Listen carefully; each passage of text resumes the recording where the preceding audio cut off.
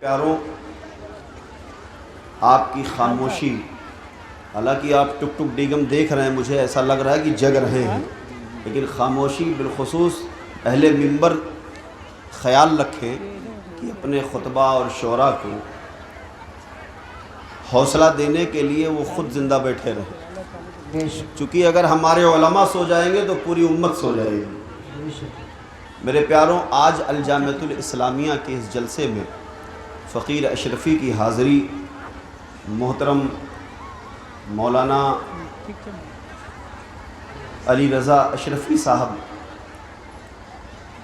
کی محبت اور ان کی دعوت پہ ہوئی ہے، اور میں کل سے آپ کے دیار محبت میں ہوں، اور آج یہ آخری دن ہے، انشاءاللہ میں صبح نکل جاؤں گا، لیکن میں آپ سے پیاروں یہ گزارش کروں گا کہ جو پیغامات، چونکہ آپ جس منبر کی طرف توجہ دے رہے ہیں، آج الگ ایک ٹرینڈ چل گیا ہے کہ اس منبر کو بھی اقتدار کا ذریعہ بنا لیا گیا، ورنہ اسی منبر کی طرف امت دین اور اسلام کی ترقی کے لیے ہمیشہ امید کی نگاہ سے دیکھا کرتی تھی۔ الحمدللہ ہمارے علماء، ہمارے پیران اعظام، ہمارے سادات کرام اپنی ڈیوٹی بجا رہے ہیں، بس آپ کی توجہ کی ضرورت یہ ہے کہ جو آپ سنیں اس پہ عمل کرنے کی کوشش کریں۔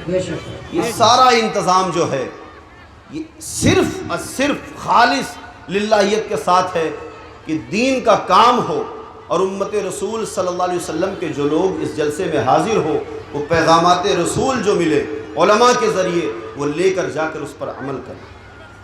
ضروری نہیں کہ بہت دہاڑتا ہوا مجمع ہو تبھی جلسہ ہوتا ہے، جلسوں میں چند لوگوں نے اگر عمل کر لیا تو انشاءاللہ تبارک و تعالی۔ آج ہماری خواتین ماں اور بہنیں بیٹھی ہوئی ہیں، آج تو ماشاءاللہ بڑا ترقی یافتہ زمانہ ہو گیا ہے،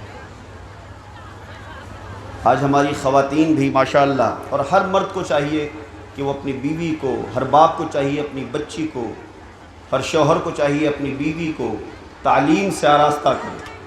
دینی تعلیم جب تک ہمارے بچوں میں نہیں رہے گی، ہماری نسلیں کبھی بھی سدھر نہیں سکتی۔ نسلوں کو اگر آباد کرنا ہے تو دین رسول کی تعلیم سے آراستہ کیجیے، ورنہ وہ بھی زمانہ گزرا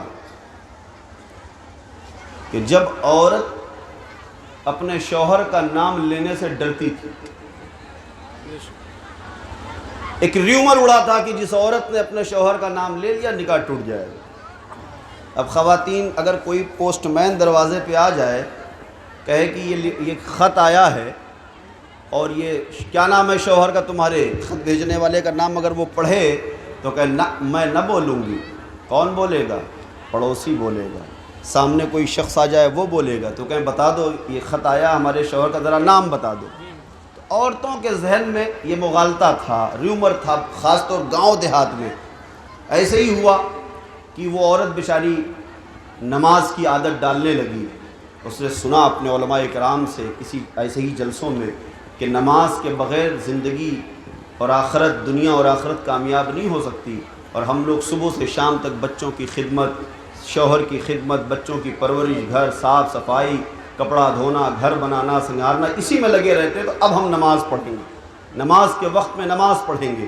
اب بیچاری چونکہ اسی خیالات کی مالک تھی، اس کے دل میں بھی وہ مغالطہ بیٹھا ہوا تھا کہ شوہر کا نام لے لیا گیا تو طلاق، مطلب نکاح ختم ہو جائے گا۔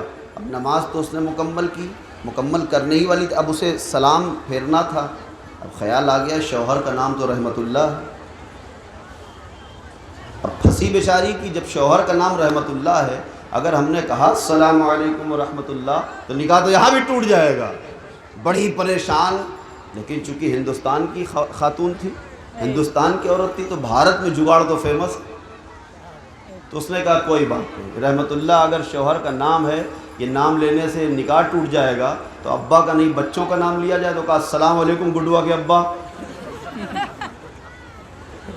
لیکن آج الحمدللہ ہماری خواتین پڑھی لکھی ہیں، دین، اسلام اور دنیا کی تعلیم سے آراستہ ہیں، انہیں بھی حق ہے کہ باپردہ اپنی دینی محافل میں پردے کے اہتمام کے ساتھ شریعت کے دائرے میں آئیں اور اپنے علماء کرام کی گفتگو سنیں اور اس پہ عمل کریں، چونکہ ماں کی جو آگوش ہے ایک ماں کی آغوش سب سے پہلا مکتب ہے جو پرورش ماں کے آغوش میں بچے کو ملے گی، جو ماں کرتے ہوئے پیٹ میں بچے کو رکھے گی، پیٹ میں بچہ ہے اور ماں اگر قرآن کی تلاوت کر رہی ہے، نمازوں سے دل لگا رہی ہے، ظاہر سی بات ہے جب بچہ پیدا ہوگا تو اس میں بھی وہی عادتیں انشاءاللہ۔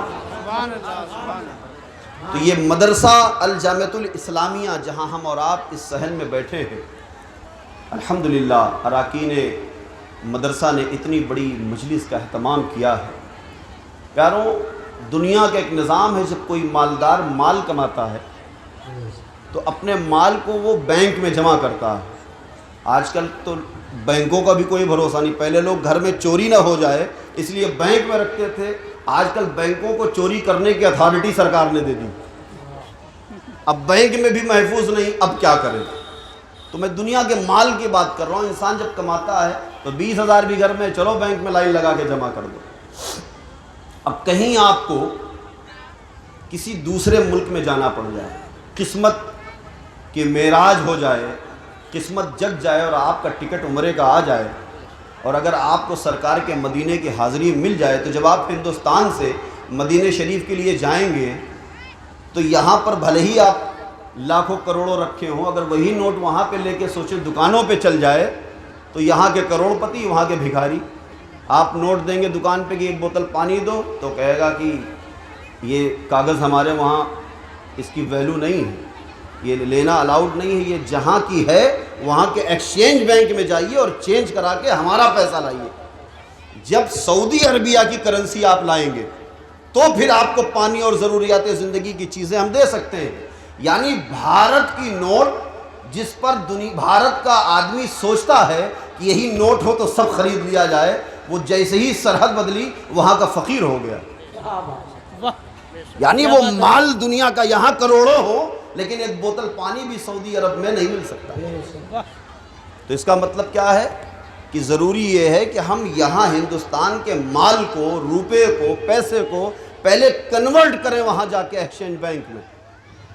سعودی عرب میں جب آپ مدینہ مکہ شریف جائیں گے، الگ الگ جگہوں پہ بوتھ بنے ہوتے ہیں، ایکسچینج بینک، ایکسچینج شاپ بنی ہوتی ہے، جو لوگ گئے ہیں وہ جانتے ہیں۔ تو میں سوچ رہا تھا مالک تیری بنائی ہوئی زمین پر سرحد بدل جائے تو سرحد بدلتے ہی ہماری قیمتی جو نوٹیں ہیں، مال ہے جو ہم نے محنت کر کے کمایا ہے، سرحد بدلتے ہی اس ملک میں وہ نوٹ بیکار ہے، تو دنیا کا کمایا مال اگر ہم جمع کرتے گئے اور آخرت میں وہ مال کام کیسے آئے گا؟ نعرہ تکبیر، نعرہ رسالت، حیدان سرکار مدینہ، حیدان سرکار مخدوم سمنہ۔ تو پتہ یہ چلا کہ یہاں کے تو ہم کروڑ پتی جمع ہی کرتے رہے تو آخرت کے بھکاری ہو جائیں گے۔ کیا بات ہے، کیا بات ہے، سبحان اللہ۔ اب آخرت کا امیر اگر بننا ہے تو دنیا کے مال کو بینک آف آخرت میں کنورٹ کیجئے۔ جب تک آپ وہ کنورٹیشن کریں گے نہیں، وہ مال آپ کا دنیا میں تو کام آ سکتا ہے، آخرت کی کھیتی کے لیے کوئی کام نہیں آئے گا۔ تو آپ کہیں گے حضرت exchange bank of Saudi Arabia, exchange bank of United kingdom, exchange bank of فلاں ڈھماکہ، تمام کنٹری کے ہم نے بورڈ پڑھے ہیں، یہ نئے بینک کا نام آپ بتا رہے ہیں ایکسچینج بینک آف آخرت؟ یہ ہم نے بورڈ ہی نہیں دیکھا کہیں، کوئی برانچ ہی نہیں دیکھی کہ ہم اس بورڈ پہ جا کر جہاں پر بینک ہو وہاں پہ اپنا اکاؤنٹ کھلائیں۔ تو ہم کہیں گے پیاروں، کیا نام ہے اس علاقے کا؟ ملکہ ڈنگا۔ ملکہ ڈانگا والوں اور اطراف سے آنے والوں، اپنے کان کو کھول کر اور دل کی تختی پر اس فقیر کی بات لکھ کر لے جانا۔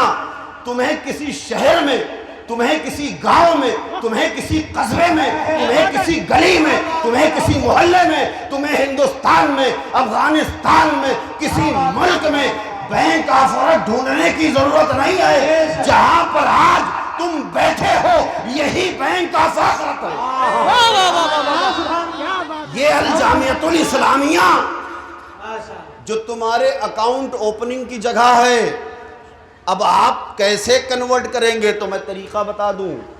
الجامعۃ الاسلامیہ کا اتنا بڑا احاطہ ہے، ظاہر ہے اس میں تعمیری کام ہونا ہوگا، مسجد ہے، مدرسہ ہے، اس میں جو اخراجات ہیں اس تعمیری کام میں آپ دنیا کا مال خرچ کیجئے، سیمنٹ دیجئے، مورنگ دیجئے، پیسے دیجئے، وہی مال آپ کا کنورٹ ہو کے بینک آف آخرت میں جمع ہو جائے.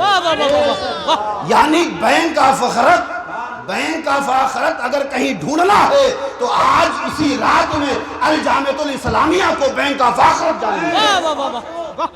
یہ ہمارے مدارس، یہ ہماری مساجد، یہ بینک آف آخرت ہے. اور ایک بات میں بتا دوں، آپ اسٹیٹ بینک آف انڈیا میں، آپ بینک آف انڈیا میں، بھارت کے کسی بینک میں بھی اگر آپ پیسہ رکھتے ہیں تو وہ صرف آپ کو دوگنا کر کے دیتی ہے؟ نہیں دیتی ہے. دال میں نمک کے برابر جو تقوی سے پوچھو تو کھانا ہی جائز نہیں.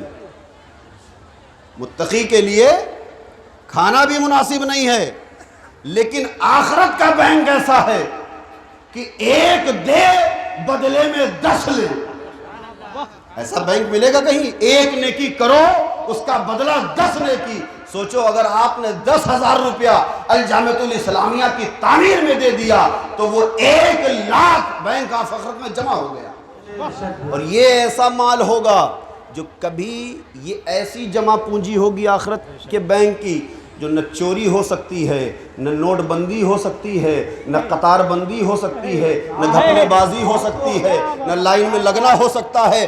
جس نے جمع کیا ہے آخرت میں اس کا باکس کھول کے اسے سونپ دیا جائے گا کہ بندے تو نے دنیا کے مال کو میری محبت میں بینک آف آخرت سمجھ کر الجامعۃ الاسلامیہ کی تعمیری کام میں جو تو نے جمع کیا تھا، لے اس کا 10 گنا بدلہ نیکیوں کی شکل میں تجھے عطا کرتا ہوں. یہ آپ کو اس کا انعام ملے گا. درود پاک پڑھیں. اللہم صلی علی سیدنا و شفیعنا و حبیبنا مولانا محمد وبارک وسلم.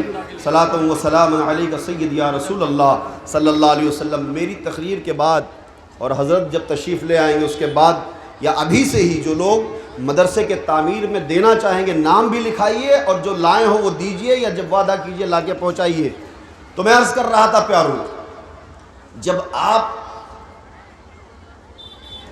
یہ سوچ لیں گے، دل میں اس بات کو دل کی تختی پہ لکھ لیں گے کہ یہ دنیا کی تمام تر مصروفیات، یہ دنیا کی تمام ترقیات، آپ گھر بنائیں، بینک بیلنس کیجئے، عالی شان گاڑیوں میں چلیے، جو چاہے کر لیجئے، آپ کو کوئی روکنے والا نہیں ہے. بلکہ آج کا تو ٹرینڈ ایک ایسا ہو گیا ہے، مالدار چاہے جتنا بدکار ہو لوگ اسے سلام کرتے ہیں. ایک بزرگ قبرستان میں کھڑے ہو کر، ایک فقیر قبرستان میں کھڑا ہے اور ایک نوجوان بغل میں کھڑا ہے اور قبر کے اندر میت رکھی جا رہی ہے اور لوگ دیکھ رہے ہیں. تو فقیر نے کہا نوجوان سے کہ دیکھتے ہو کس طرح پڑا ہے، زندگی کے سارے موقع ختم ہو گئے، آج لوگ کروٹ بدلیں تو کروٹ ہوگا، چوٹی کفن کے کھول دے تو منہ کھولا جائے گا، کوئی کیوڑا چھڑک رہا ہے، کوئی سندل ڈال رہا ہے، کوئی عطر ڈال رہا ہے، کوئی بند کر رہا ہے کفن کو، کوئی تختہ لگا رہا ہے. کتنا مجبور ہے یہ شخص. چلتا تھا روئے زمین پر ایسے ہی جیسے ہم اور آپ چلتے تھے. اس کے بھی بیوی تھے، بچے، بھائی بہن، گھر، مصروفیات، لیکن آج جب موت کے آگوش میں سویا تو بے جان ہو کے پڑا ہے. اگر اسے مہلت مل جائے ایک بار پھر اٹھنے کا تو یہ کیا کرے گا؟ کہا حضور کیا بات کرتے ہیں، اگر اسے موقع مل جائے تو یہ سیدھا یہاں سے اٹھ کے مسجد میں جا کے سر سجدے میں اس وقت تک رکھے گا جب تک دوبارہ نہ موت آ جائے. کہا پیارے نوجوان اب اسے یہ موقع نہیں ملنے والا، لیکن تیرے پاس ابھی موقع ہے. ہم باتیں سنتے ہیں کہ فلاں کا یہ ہو گیا، فلاں کا وہ. پیاروں، اپنے زندگی کے حالات کو، اپنے زندگی کے اوقات کو غنیمت سمجھیں اور اللہ اس کے رسول کی فرما برداری میں گزارنا شروع کر دیجئے، چونکہ موت اچانک آتی ہے. آج ہمارے پاس اقتدار کے نام پہ کیا 1 کروڑ 10 لاکھ 20 لاکھ اچھے مکان اگر ہو جائے تو آدمی اکڑ کے چلتا ہے. ہم اس امیر المومنین کے غلام ہیں، کیا بات ہے، ہم اس صحابی کے غلام ہیں جس کا نام امیر المومنین سیدنا عمر فاروق اعظم ہے. کہ جس کی فقیری کا عالم یہ تھا واہ واہ یہودی تلاشتے ہوئے آیا کہ مسلمانوں کے امیر المومنین کی بڑی شان ہے، بڑا چرچا عمر کا سنا ہے، ملنا چاہتا ہوں۔ تلاشتے ہوئے وہ شخص مدینے میں آیا، گلیوں میں پھر رہا تھا، پوچھا امیر المومنین کہاں ملیں گے؟ کہا مسجد نبوی چلے جاؤ، وہیں کہیں مل جائیں گے۔ مسجد نبوی شریف میں وہ شخص جا کے تلاش رہا ہے، تصور کی دنیا بڑھا کر سوچ رہا ہے، بڑا جھبا ہوگا، شاندار تاج ہوگا، بڑے یعنی تمتمے ان کے ہوں گے، بڑا شاہی انداز ہوگا، بڑے قیمتی لباس ہوں گے، ہزاروں کی بھیڑ ہوگی۔ ارے 23 لاکھ مربع میل جو اسلام کی حکومت کرتا ہو، بھلا وہ کوئی فقیر ہو سکتا ہے؟ وہ شخص جب تلاشتے ہوئے مسجد نبوی میں بھی نہیں پاتا ہے تو ایک صحابی مل جاتے ہیں، پوچھتا ہے کہ عمر امیر المومنین کہاں ملیں گے؟ کہا جو کونے میں اینٹ کی تکیہ بنا کے سو رہے ہیں وہی ہمارے امیر المومنین۔ سبحان اللہ سبحان اللہ، بہت خوب۔ مالک کونین ہے، وہ پاس کچھ رکھتے نہیں، دونوں عالم کی ہے نعمت ان کے خالی ہاتھ میں۔ مالک کونین کے سپاہی کا عالم یہ ہے، مالک کونین فرماتے ہیں میرا عمر وہ ہے کہ جس کی فضیلت میں جبریل زمین و آسمان کے بیچ کھڑے ہو کر 950 برس میرے عمر کی فضیلت بیان کرے تو فضیلت مکمل نہیں ہو سکتی۔ دوسری جگہ میرے آقا فضیلت عمر فاروق میں فرماتے ہیں کہ اگر میں خاتم النبیین بن کے آیا، نبوت کا دروازہ، رسالت کا دروازہ میرے بعد بند کر دیا گیا، لیکن اگر میرے بعد کسی کو نبوت ملنی ہوتی تو وہ میرے عمر کو ملتی، عمر کو ملتی، عمر۔ سبحان اللہ سبحان۔ ہم وہ عمر فاروق اعظم کے غلام ہیں۔ آج ہمارا طریقہ مغرب کی طرف ہے، آج ہماری توجہ ویسٹرن کلچر کی طرف ہے۔ ہم نے اپنے بچوں کو انگلش میڈیم تعلیم دینا ایسا مستقبل سمجھ لیا کہ بغیر اس کے تو ہم زمانے میں جی ہی نہیں سکتے۔ میں کہتا ہوں پیاروں، اپنے بچوں کو انگریزی تعلیم ضرور دیجئے، لیکن بتائیے 50 پڑھے لکھے لوگوں میں جس کو ہائی سوسائٹی کا کہا جائے، لیکن اس میں کوئی ایک ایسا نہیں جسے استنجا کا صحیح طریقہ آتا ہو، پھر وہ پڑھے لکھے لوگ ہیں۔ کہا کھڑے ہو کے پیشاب کرنے والے وی آئی پی ہوتے ہیں، کھڑے ہو کے پیشاب کرنے والے کہا وی آئی پی ہوتے ہیں۔ تو میں نے کہا اگر ایسے ہی وی آئی پی ہوتے ہیں تو جتنے کتے سب وی آئی پی ہیں، جتنے گھوڑے سب وی آئی پی ہیں، جتنے بیل سب وی آئی پی ہیں۔ اسلامک کلچر کو اپنے اوپر اپنا لیجئے۔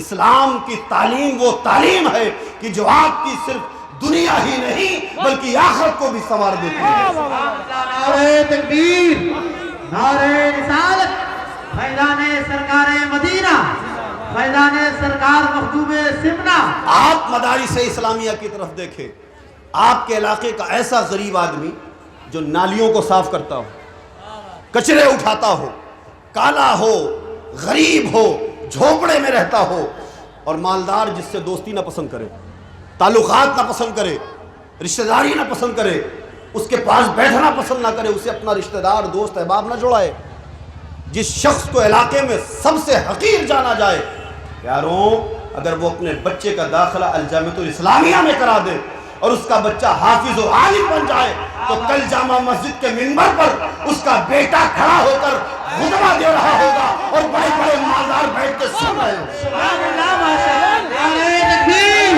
نعرہ رسالت، نعرہ رسالت، علماء اہل سنت، مسلک اعلیٰ حضرت فیضان سرکار مخدوم سمنا، نعرہ تکبیر۔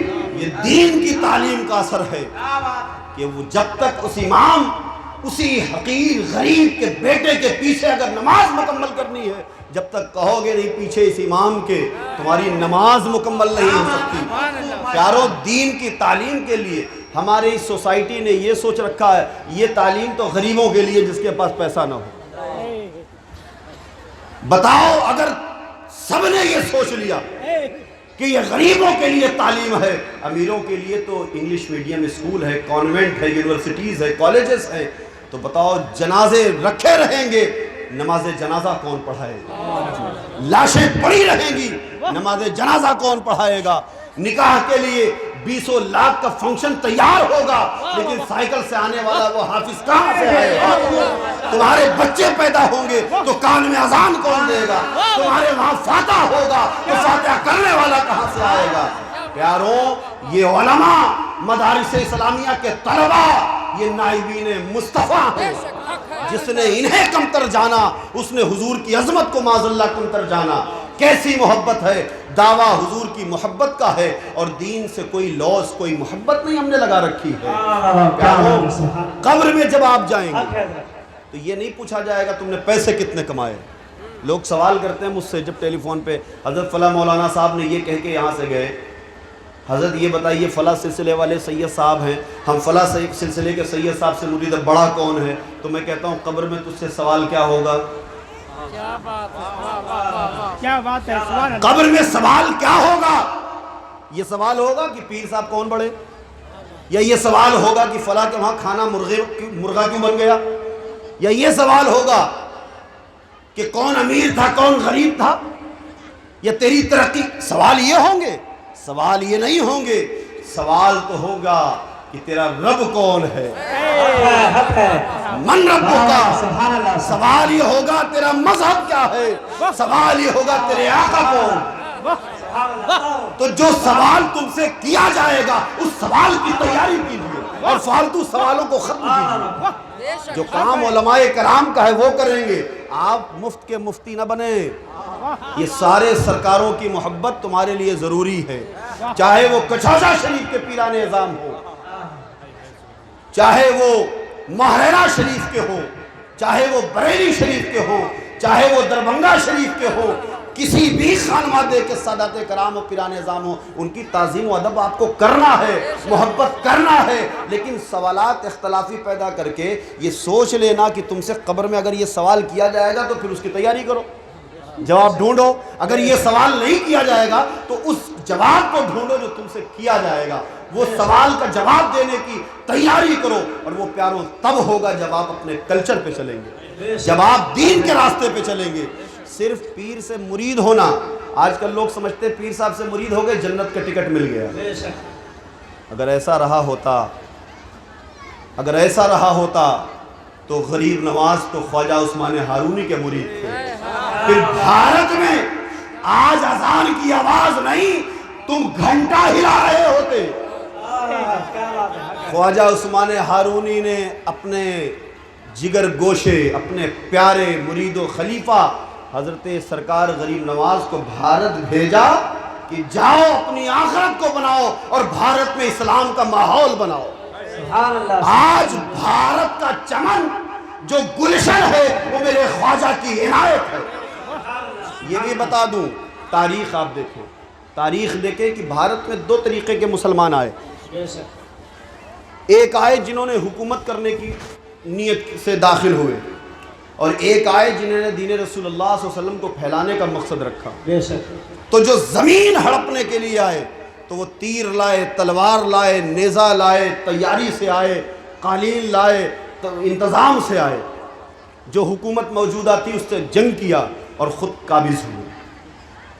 لیکن جو دین کے لیے آئے، نہ تلوار لائے، نہ تیر لائے، نہ نیزہ لائے، نہ کوئی ہتھیار لائے. وہ کیا لائے؟ قرآن لائے، نماز لائے، روزہ لائے، حج لائے، زکوٰۃ لائے، ضابطۂ حیات لائے، دین مصطفیٰ لائے، شریعت محمدی لے آئے، صوفیہ کے قانون لے آئے. بھارت کی سرزمین پر وہ دو آنے والی شخصیات کا معاملہ آپ آج دیکھ لیں.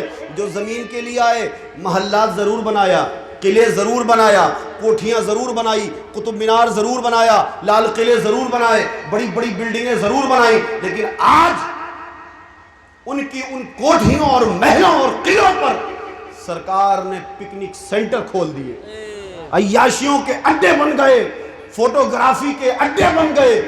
لیکن جو دین کے لیے آئے وہ خواجہ معین الدین بن گئے. آج زمانہ ہند کے راجہ خواجہ مہاراجہ کا دیوانہ پھرتا ہے. سبحان اللہ. نعرہ تکبیر، نعرہ رسالت، فیضان مخدوم سنہ، فیضان بابو حضور.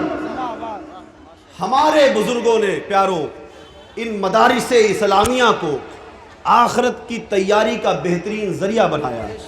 الحمدللہ کہتا ہوں میں ہر جگہ کہ ہمارے بہار اور بنگال کے علماء کرام نے ہندوستان اور بر صغیر پر جو دینی خدمات کو انجام دیا ہے، دور دور تک اس کی مثال نہیں ملتی۔ وجہ یہ ہے کہ مدرسوں میں دال اور چاول کھا کر، صبر کر کے، شکر خدا بیان کر کے وہ پڑھے رہے اور دین کا میوہ حاصل کر کے آج پورے بھارت میں وہ اس میوہ کو تقسیم کر رہے ہیں۔ یہ مقدس ہمارے علماء کرام اور طلباء اساتذہ کی ٹیم بیٹھی ہے، آپ ان کی زیارت کریں اور یہ محسوس کریں کہ اصل میں ہیرو وہ نہیں ہے جو دنیا میں ترقی یافتہ گاڑیوں سے، بنگلوں میں، قلعوں میں، محل میں رہتا ہے۔ ترقی یافتہ دنیا اور آخرت کے ہیرو یہ سب بیٹھے ہوئے ہیں کہ جن کی محبت آپ کی آخرت آباد کر سکتی ہے۔ آپ اپنے علماء سے محبت کریں، اپنے علماء کی صحبت میں بیٹھا کریں، آپ کے دل سے تمام فتنے خود بخود نکل جائیں گے اور آپ کے دل میں دین رسول صلی اللہ علیہ وسلم کی تعلیمات پیوست ہو جائے گی۔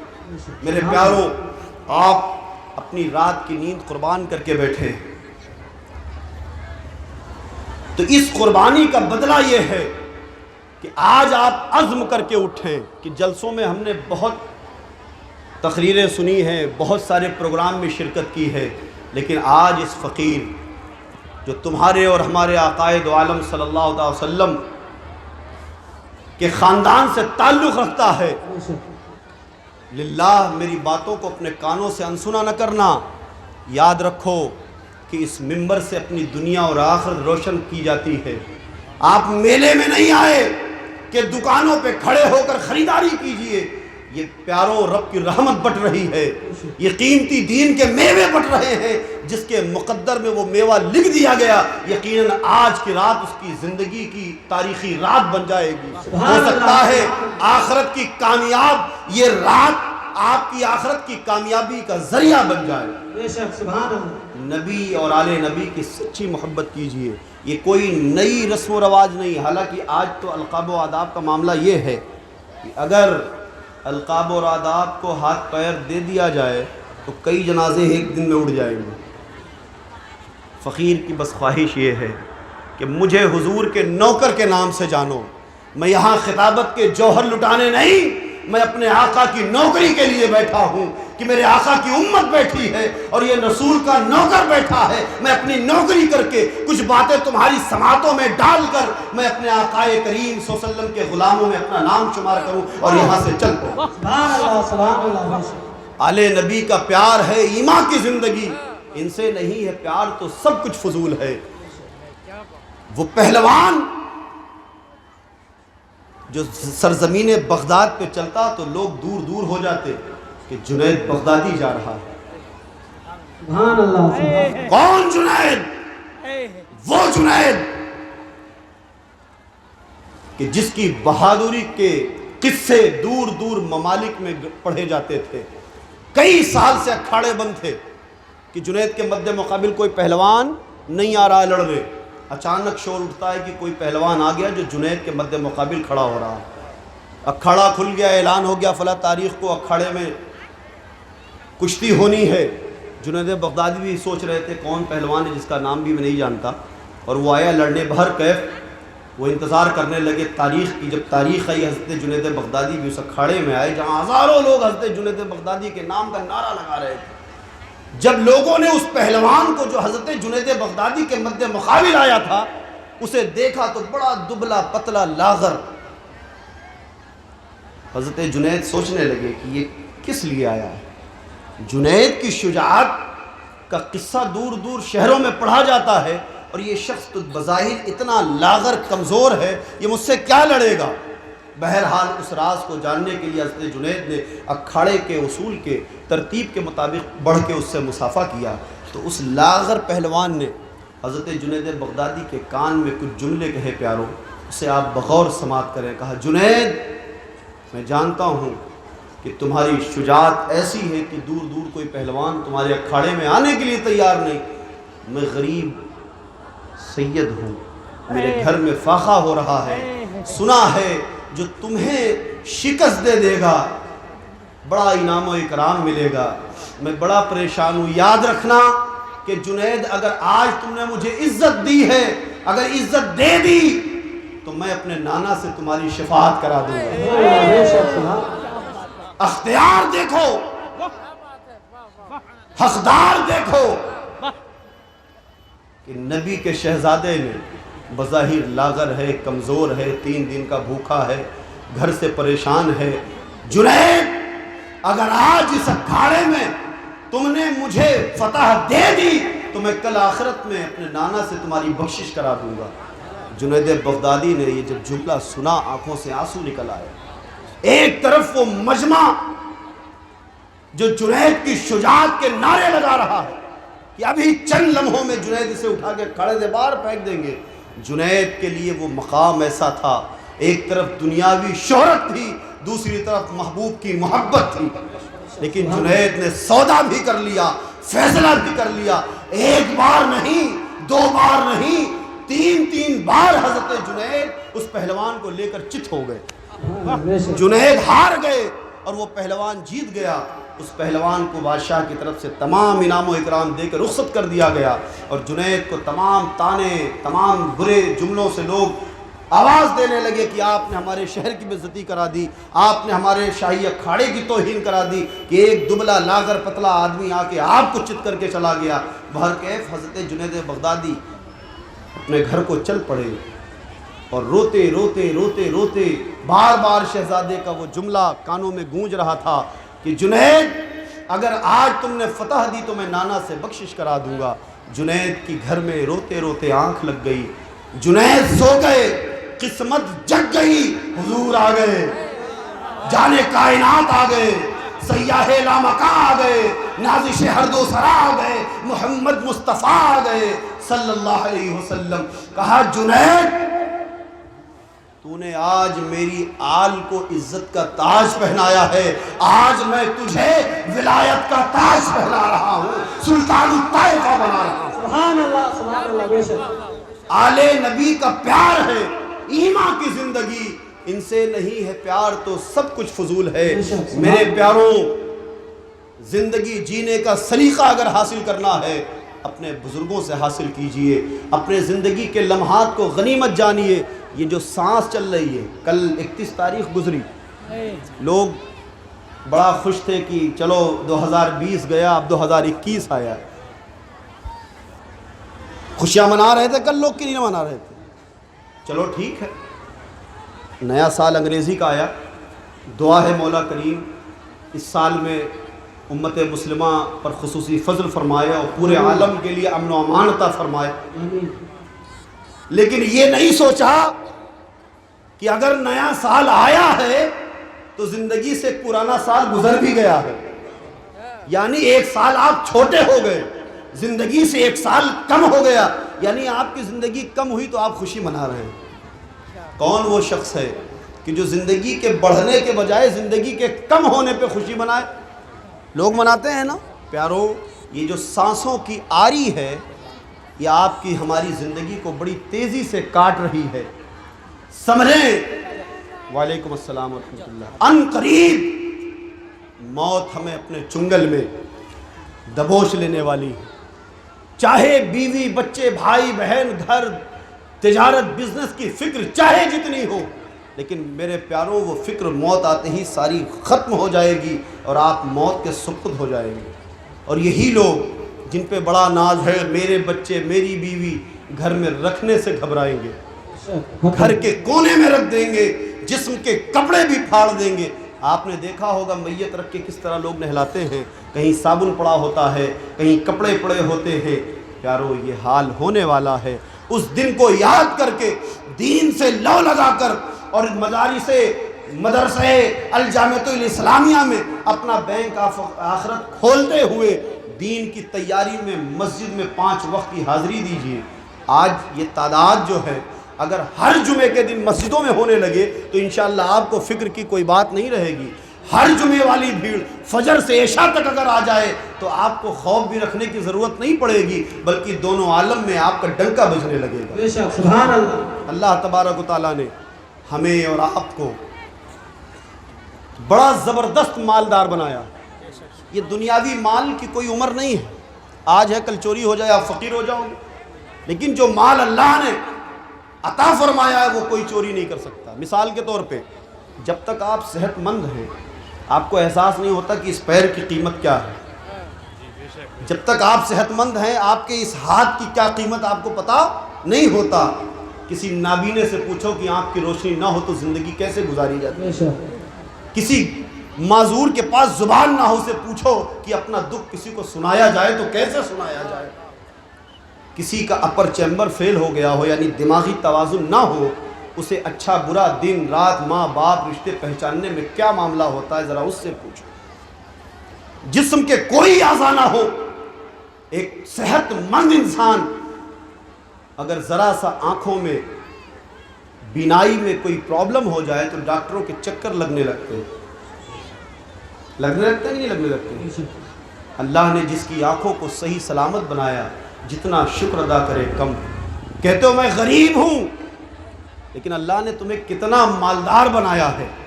اللہ تبارک تعالیٰ نے تمہیں انسان بنایا, لیکن اللہ نے یہ نہیں کہا کہ تمہیں میں نے انسان بنایا تو تم پہ احسان کر دیا. اللہ نے تمہیں بیٹا دیا, اللہ نے یہ نہیں کہا کہ ہم نے بیٹا دے کے تم پہ احسان کر دیا. اللہ نے تمہیں عزت دی, لیکن اللہ یہ نہیں کہہ رہا کہ اے بندے میں نے تجھے عزت دے کے تجھ پہ احسان کر دیا. اللہ تعالیٰ نے تمہیں دونوں پیر سلامت دیے, لیکن اللہ یہ نہیں کہہ رہا کہ بندے تجھے دونوں پیر دے کے میں نے تجھ پہ احسان کر دیا. دونوں ہاتھ اگر دونوں پیر ہیں تو آپ اپنی ضرورتوں سے چل کے کہیں جا سکتے ہیں. قسمت جگ جائے تو مدینہ جا سکتے ہیں. قسمت جگ جائے تو ان آنکھوں سے مدینے کا گنبد خضری کی زیارت ہو سکتی ہے, سنہری جالیوں کی زیارت کر سکتے ہیں. لیکن اللہ نے ان آنکھوں دے کر یہ نہیں کہا کہ میں نے تمہیں آنکھ دے کے احسان کیا. آپ سے کوئی کہے اپنی آنکھ دے دو میں 1 کروڑ دوں گا, آپ دیں گے؟ اپنی آنکھ کون دے گا؟ کھڑے ہو جاؤ. کوئی ہے ایسا شخص جو کوئی 1 کروڑ دے کہ ہم دونوں آنکھ دے دیں گے؟ دے گا کوئی؟ کوئی دے گا؟ بولو آواز سے, کوئی دے گا؟ نہیں. اگر نہیں دے گا, مال تو اللہ نے دیا ہے نا, 1 کروڑ 2 آنکھ دیا 1 کروڑ کی, تو ابھی صرف آنکھ کا معاملہ ہے تو کروڑ پتی ہو گئے. اب اگر کوئی کہہ دے میں 5 لاکھ دوں گا اپنا دل نکال کے دے دو, آج تو ٹیکنالوجی ایسی آ گئی ہے کہ ہارٹ بھی اب ٹرانسپلانٹ ہونے لگے. اگر آپ سے کوئی کہے 5 کروڑ دوں گا دل دے دو تو آپ دو گے؟ آپ کہیں گے ارے دل ہی نہ رہا تو جیئیں گے کیسے, وہ نوٹ کام کیا آئے گی. لیکن اللہ نے وہ قیمتی جو دل دیا ہے اور اس دل کو جو فکر دیا ہے, جو اس کی دھڑکنوں کو, دل آپ کا ایک بہترین دوست ہے. آپ اچھا کام کرو برا کام کرو, دل کے اندر بھی سمجھ بوجھ ہے وہ ضرور روکتا ہے. اچھے کام کے لیے کہتا مزید کرو, برے کام کے لیے کہتا نہ کرو. مومن کا دل ہے تو اس کی یہ کیفیت ہوگی, اور اگر گمراہ کی کیفیت ہے تو برے کاموں میں اور وہ دل لگائے گا. ان آنکھوں کو اللہ نے دیا ہے, ان آنکھوں سے چاہو تو قرآن کی تلاوت کرو, اور ان آنکھوں سے چاہو اگر تم گمراہ ہونا چاہتے ہو, یہ گمراہی کے دلدل میں ہو, تو انہی آنکھوں سے رات بھر موبائل میں غلاظت دیکھتے رہو. یہ ہر چیز جس میں اللہ نے اچھی چیزوں کے لیے پیدا کیا ہے. آنکھیں دی ہیں کہ تم دنیا کے حسین و جمیل مناظر دیکھو اور اللہ کی قدرت کو یاد کرو, اللہ کو یاد کرو, قرآن کی تلاوت کرو, ماں باپ کے چہرے کی زیارت کرو, انہی آنکھوں سے اپنے پیر و مرشد کی زیارت کرو. موبائل دیکھنے کے لیے, ٹیلی ویژن دیکھنے کے لیے آنکھیں نہیں دی, اچھی چیزوں کے لیے دی. یہ پیر دیے تاکہ اس سے اچھے کام کرو, یہ ہاتھ دیے تاکہ اچھے کام کرو. اتنا سب کچھ مالک نے دیا, لیکن اللہ نے نہیں کہا کہ میرے بندو تمہیں انسان بنایا ہے احسان کیا, تمہیں باپ بنایا ہے احسان کیا, مسلمان بنایا ہے احسان کیا, مومن بنایا ہے احسان کیا, بیٹا بنایا ہے احسان کیا, شوہر بنایا ہے احسان کیا, مالدار بنایا ہے احسان کیا, دنیا میں تمہیں عزت شہرت دولت سب کچھ دی احسان کیا. نہیں, ساری کائنات میں انسان کو رب نے سب کچھ دیا. اللہ نے کہیں نہیں کہا احسان کیا, لیکن جب 12ویں کے دن 12 ربیع الاول کو اپنا حبیب پیدا کیا تو فرمایا لقد من اللہ علی المؤمنین اذ بعث فیہم رسولا من انفسہم, ہم نے تمہارے بیچ جو اپنا حبیب دیا تم پہ احسان کیا. نعرہ تکبیر, نعرہ رسالت, یا رسول اللہ فیضان مخدوم اشرف, زندہ باد, فیضان بابا حضور, زندہ باد. رب نے محبوب کی امت میں جو ہمیں پیدا کیا یہ اس کا سب سے بڑا احسان ہے.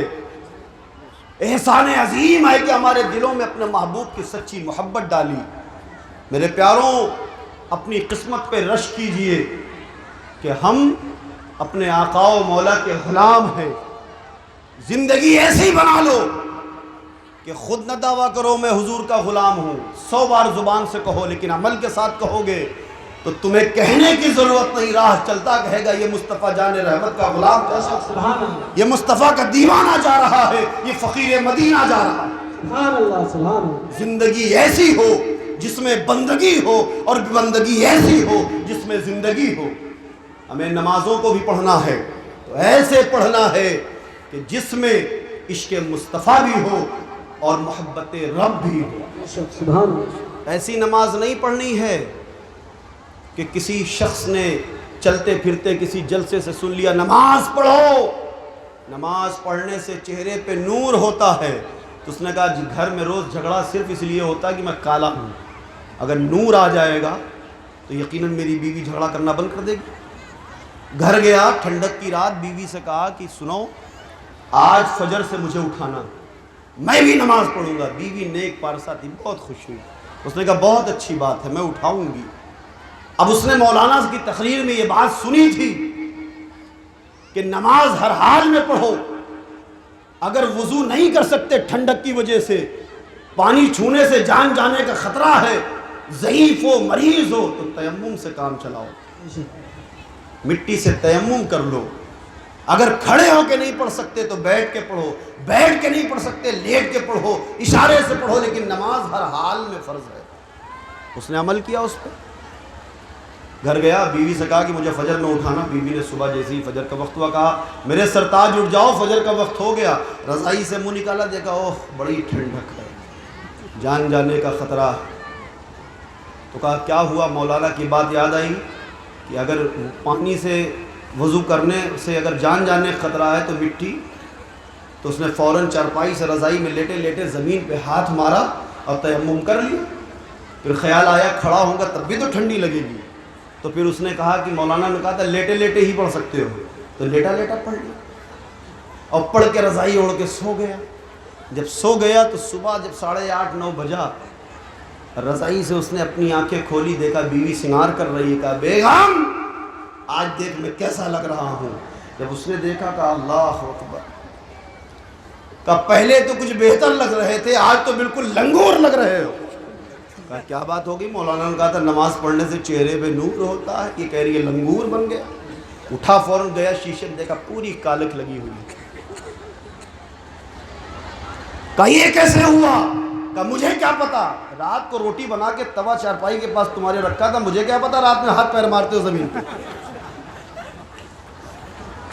کہا مولانا کی خیریت نہیں، مولانا ایسا نسخہ بتاتے ہیں کہ اور جھگڑا بڑھ گیا۔ اب آج مولانا کی خیر نہیں، چلا بڑے غصے میں ٹہلتا ہوا، کہا وہ جو مولانا چوراہے پہ پروگرام چل رہا تھا کہاں ملیں گے؟ کہا وہ مولانا کا گھر فلاں جگہ کا، چلو کنڈی کھٹکھٹایا، کہا حضرت ارے کسی کو بساؤ نا تو اجاڑو بھی نا، کیا اجاڑنے کا ٹھیکہ لے رکھا ہے؟ کہا نہیں کیا ہوا؟ کہا آپ نے کہا نماز پڑھو، پڑھنے سے چہرے پہ نور ہوتا ہے، یہ نور ہوتا ہے۔ کہا معاملہ کیا ہے پورا بتا۔ کہا ایسا ایسا کہ روز میرے چہرے کے کالے پن سے بیوی سے جھگڑا، وہ بڑی خوبصورت میں بڑا کالا، وہ کہتی تھی نصیب پھٹ گیا، کیسے آدمی سے شادی ہو گئی، سیرت بھی نہیں اور صورت بھی نہیں۔ بیوی کہہ رہی تھی یا سیرت ہی ہو یا صورت ہو، دونوں نہیں ہے۔ تو کہا دیکھ جب تو نے نماز دکھانے کے لیے پڑھا، جب نماز تو نے ظاہر کو سنوارنے کے لیے صرف پڑھا، اللہ کی رضا کے لیے نہیں پڑھا، تو جو سو تھا چہرہ اللہ نے تیرے چہرے کو اور کالا کر دیا۔ نماز پڑھنا ہے تو سنیوں کی طرح پڑھو، یہ عقیدہ رکھو کہ نماز، روزہ، حج، زکوٰۃ ہمارے لیے فرض ہے، مگر بغیر عشق رسول کے کوئی عمل قبول نہیں ہو سکتا۔ سبحان اللہ سبحان اللہ۔ نمازیں بھی قبول تب ہے جب نماز میں کہو کہ اللہم صلی علی محمد وعلی آل محمد، سبحان اللہ۔ تب نماز قبول ہوگی، ورنہ سرپھروں کی طرح 40 دن 21 دن لوٹا موٹا اٹھا کے ٹہلتے رہو، کیا فائدہ ان نمازوں سے؟ تو اس شخص نے پھر اپنے اندر چینجنگ پیدا کر کے پھر اس نے 5 وقتہ نماز اللہ کی رضا کے لیے شروع کیا۔ میں اپنی بات اب ختم کرنے والا ہوں۔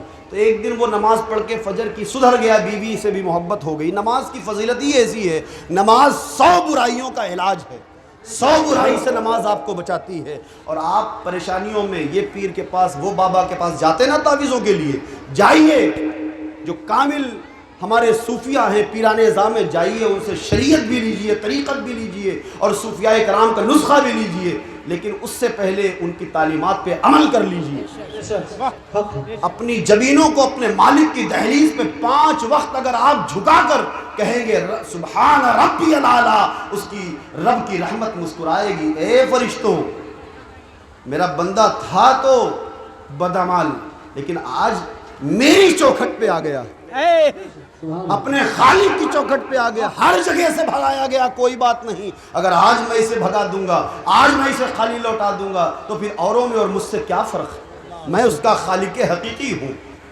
حضرت زلیخا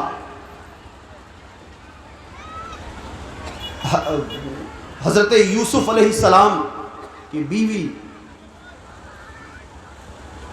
ساری زندگی کوٹھری میں بیٹھ کر یا صنمی یا صنمی یا صنمی، یا ایک بت کے سامنے بیٹھ کر اس بت کو یاد کر رہے ہیں، یا صنمی یا صنمی، صرف یوسف علیہ السلام کو پانے کے لیے۔ حضرت یوسف علیہ السلام نہیں ملے،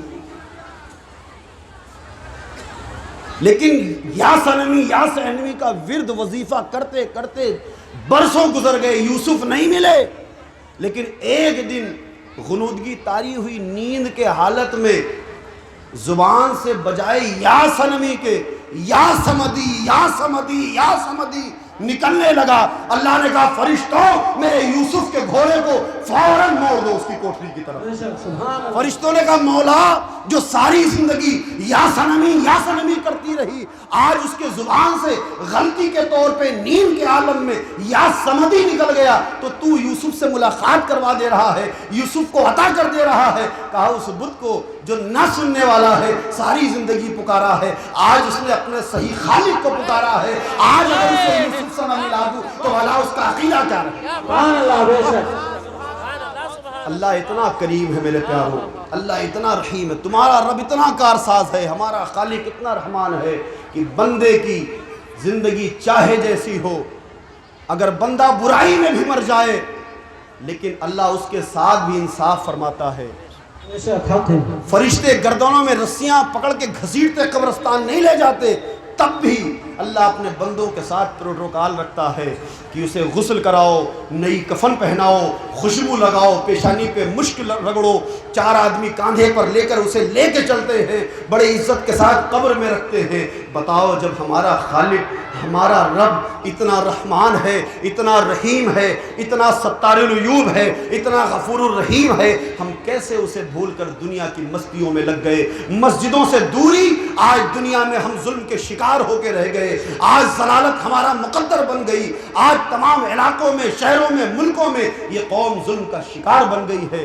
پیاروں، اب بھی وقت ہے، اس سے پہلے کہ موت کوئی موقع نہ دے، آئیے ہم اور آپ اپنی جبینوں کو اپنے خالق کے حضور رکھ کر صدق دل سے توبہ کریں، نبی اور آل نبی کو گواہ بنا کر اپنی زندگی کا محاسبہ کریں، اور اپنی زندگی سے بیوی بچے، ماں باپ، بھائی بہن کی خدمات اور ان کے دیکھ ریکھ کے علاوہ اپنی صحیح آخرت کی فکر میں اللہ اس کے رسول کے لیے وقت نکالیں، اپنے مال کو اللہ اس کے رسول کے گھر میں، مدرسے میں، مسجد میں خرچ کر کے کل بروز آخرت اپنے لیے کامیابی کی نیکیوں کا پہاڑ اکٹھا کر لیں۔ اللہ تبارک و تعالی ہمیں اور آپ کو صحیح عمل کی توفیق عطا فرمائے۔ یاد رکھنا کہ پیغام خیر دیا تھا ہم نے، اختیار تم کو ہے، لبیک کہو یا نہ کہو، وما علینا الا البلاغ۔